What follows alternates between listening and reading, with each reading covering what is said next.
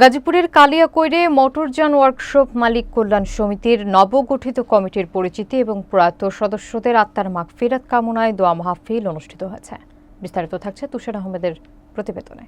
শুক্রবার দুপুরে Kaliakair truck stand প্রাঙ্গণে এই অনুষ্ঠানের আয়োজন করা হয়। অনুষ্ঠানে সভাপতিত্ব করেন সমিতির সভাপতি মোহাম্মদ খোরশেদ আলম এবং সঞ্চালনা করেন গাজীপুর জেলা শ্রমিক দলের আহ্বায়ক মোহাম্মদ মিনার উদ্দিন।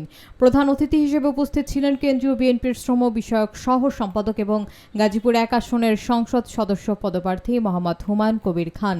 বিশেষ অতিথি হিসেবে উপস্থিত ছিলেন বীর মুক্তিযোদ্ধা আক্তারুজ্জামান, মোখলেসুর রহমান, মোহাম্মদ আব্দুল জলিল ও হজরত আলী মিলন। অনুষ্ঠানে নবগঠিত কমিটির সদস্যদের পরিচিতি তুলে ধরা হয় এবং সমিতির প্রয়াত সদস্যদের জন্য দোয়া ও মিলাদের আয়োজন করা হয়।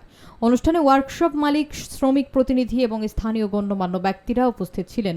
আয়োজনে মিলেছে উৎসব মুখর পরিবেশ এবং সম্মানজনক সংহতি।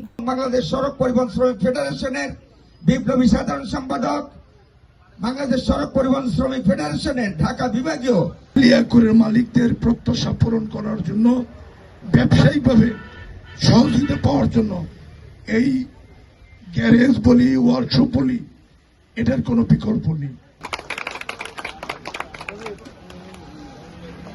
সবার ধন্যবাদ।